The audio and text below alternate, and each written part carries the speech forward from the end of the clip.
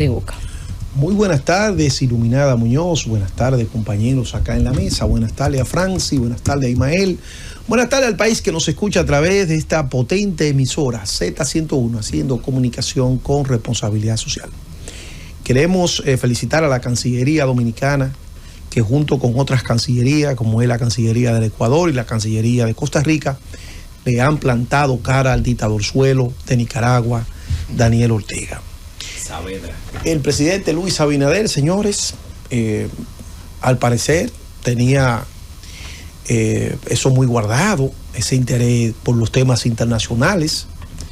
Digo que tenía guardado porque nadie le reconocía esas facetas en el ámbito internacional, se le conocía como economista, pero realmente el hombre está jugando un rol preponderante dentro de la comunidad de naciones. Lógicamente, desde una visión de derecha. El presidente Abinader se ha, en una mancuerna con otros líderes de la derecha política de América Latina, pero lo importante es que frente a estos escenarios de líderes políticos que no respetan la voluntad popular de los pueblos, la República Dominicana, a través del presidente Abinader, viene jugando roles muy importantes y tenemos siempre que ponderar y felicitar por ese tipo de comportamiento.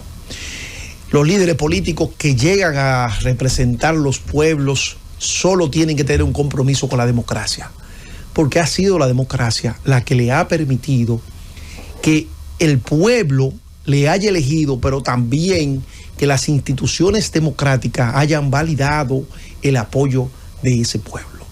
Entonces, los demócratas no pueden estar bajo ninguna circunstancia coqueteando con gente que llegan al poder sobre la base de pisotear a su propio pueblo. ¿Por qué? Porque usted no puede pedir para otro pueblo algo diferente a lo que le han dado en el suyo. Y si en el suyo se ha respetado la voluntad popular para que usted se convierta en presidente, usted no puede ir a un pueblo ajeno a pedir lo contrario. Entonces, la democracia es un bien superior del cual dependen otros derechos fundamentales, porque sin democracia no existe libertad de mercado, no existe libertad de empresa, no existe el derecho a la vida, no existe nada. ¿Por qué? Porque nada se respeta. Entonces, por eso los regímenes democráticos tienen que fortalecerse. Por ejemplo, este señor Daniel Ortega, que yo debo de confesar que crecí la vida política escuchando canciones de Silvio Rodríguez alusiva a aquella canción, se peleó en Nicaragua, una nana para, cuando más o menos así, ya ahora no preciso bien, pero recuerdo que era una canción que hacía alusión al movimiento sandinista, cuando el movimiento sandinista derrotó a Somoza, aquel dictador en Nicaragua. Y todos añorábamos a Ernesto Cardenal, aquel poeta, el poeta de la revolución, al comandante Borges, que venía aquí con Peña Gómez y se tiraba su grande discurso ahí en la cabeza del puente de la 17. Al comandante Cero, Edén Pastor. Y también, pero también, señores, aquel afiche gigante que había en la UAS, frente a la biblioteca vieja de Sandino, que yo lo veía siempre con mucha ilusión, que decía: de la frontera no pasarán, refiriéndose a los contrarios, de la frontera no pasarán. Y venir este hombre, matar toda esa utopía y convertirse él en una especie del mismo verdugo que él combatió, que dicho sea de paso, Ortega no era el líder de los sandinistas. Ortega ahí unos temas, un tejimaneje, y el hombre terminó quedándose con el liderazgo del partido y del frente. Pero ciertamente la izquierda, ayer decía el invitado que teníamos aquí hace varios días, hablaba de tres izquierdas. Y es un análisis interesante, esas tres izquierdas, porque a veces cuando hablamos de izquierda metemos a todo el mundo en un mismo globo, y no es así, no es correcto. Porque por ejemplo, para mí el izquierdista de mayor nivel moral se llama Lula da Silva. Lula da Silva ha tenido la capacidad de ponerle desde el primer momento, fijar posición frente a lo que está pasando en Venezuela. Y eso es plausible. ¿Ustedes saben por qué? Porque Brasil, Lula da Silva, luego de que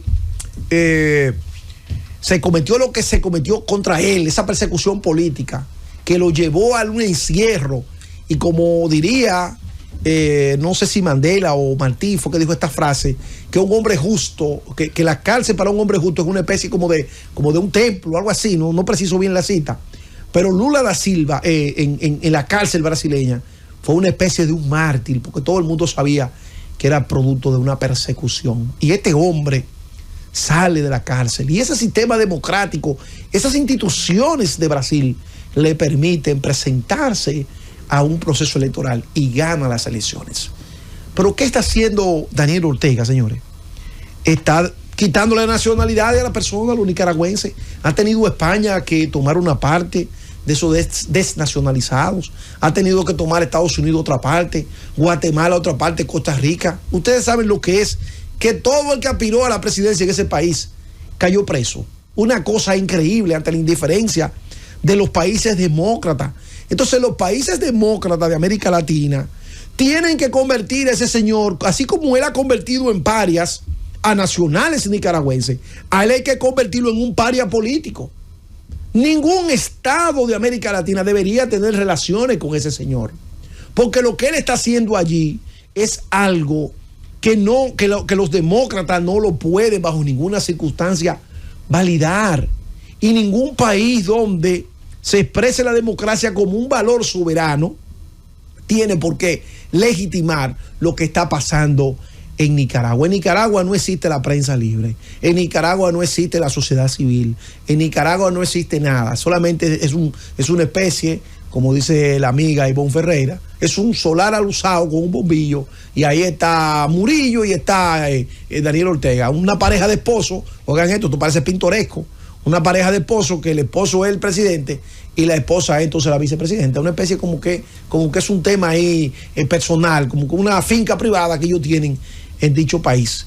Qué lamentable lo que está pasando en Nicaragua, un pueblo de tantas historias. Allá estuvo nuestro Gregorio Urbano Gilbert al lado de Sandino luchando contra la dictadura en esos años, y de allá vino a la República Dominicana, es un héroe acá en nuestro país, también luchó contra la intervención norteamericana de 1916.